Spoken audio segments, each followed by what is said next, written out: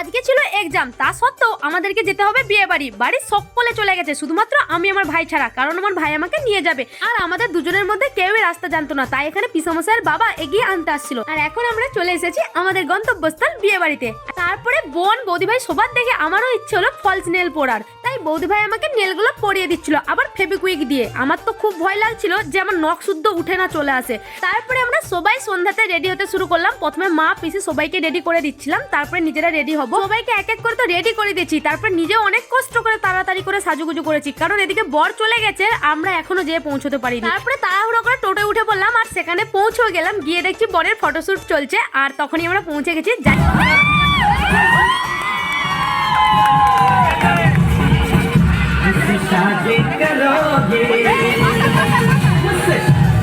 এই পরিস্থিতিটা আমার সেরা লাগছিল। আর বরকে আমাদের দেখো পুরো কার্টুন কার্টুন লাগছে। আর বিয়ের দিন সত্যি বলতে ছেলেদেরকে কিন্তু একটু এরকমই লাগে দেখতে, কেমন একটা জোকার জোকার টাইপের। তো যাই হোক, এটা একটু ফান ছিল। তো তোমাদের মতামতটা অবশ্যই জানিও। তো তারপরে আমরা এখানে দারুণ স্টাইলে দুই বোনে একটু এন্ট্রি নিয়ে নিলাম, যখন ফাঁকা হয়ে গেল এই দিকটা। আমাদের এদিকে দিদি বোনেদের যখন বিয়ে হয়, আমরা জামাইবাবু আসলে বর আসন ঘিরি অনেক মজা করি, কিন্তু ওখানে এসব কিছুই দেখতে পাচ্ছিলাম না, তাই একটু আনন্দ হয়নি। ওখান থেকে আমরা চলে আসলাম ফুচকা স্টলে লাইন দেওয়ার জন্য। এখানে বৌদি ভাই ভাই বোন সবাই ফুচকা খাচ্ছিল, তো আমাকে কেউ দিচ্ছিল না। ফাইনালি এখানে আমার বোন আমাকে একটা খাইয়ে দিল। আর ফুচকাটা আমার খেতে অতটা ভালো লাগেনি, তাই আমি ওখানে পাতা ফেলে দিলাম। আর ভালো লাগলে তবু দু চারটে খাওয়া যেত।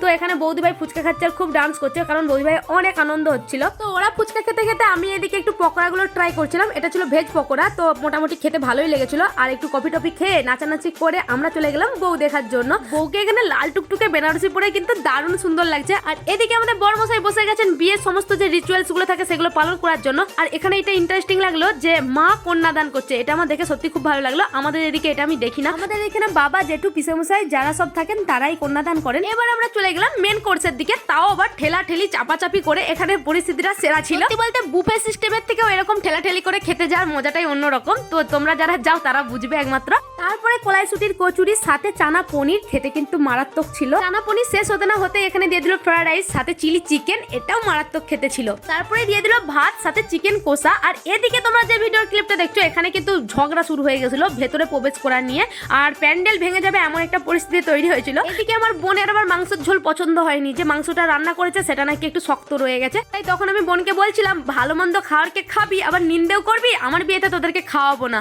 তারপরে আমাদেরকে দিয়ে দিল ছোট ছোট দুটো বাটি এবং কিছুটা গরম জল। এতটুকু জলে কি আর হাত ধোয়া যায়? তো যাই হোক, এই ব্যাপারটাও কিন্তু আমার খুব খুব ভালো লাগে। এদিকে আমরা পেট পুজো করছি, আর এদিকে সিঁদুরদান কমপ্লিট। সত্যি বলতে আমার সিঁদুরদান দেখার খুব ইচ্ছা ছিল, বহুদিন কারো বিয়ে দেখিনি এরকম ভাবে, তো আজকে থেকেও আমরা দেখতে পারলাম না। যাই হোক, এখন দেখো খই ঢালার পর্ব চলছে। আর আমাদের কিন্তু আগে খই ঢালা হয়, তারপরে সিঁদুরদান হয়, কিন্তু এখানে দেখলাম উল্টো। আবার আমাদের কিন্তু যজ্ঞ হয়, এখানে দেখলাম পেকাটি জেলেই কাজ সেরে নিল। তারপরে এখানে আমরা সিংহাসনে বসে মা বোন বৌদি ভাই সবাই মিলে একটু ভাঁজ মারছিলাম, তাতেও আমাদের হলো না। বাড়ি এসে আমি এখানে আবার ভাঁজ মারতে শুরু করলাম।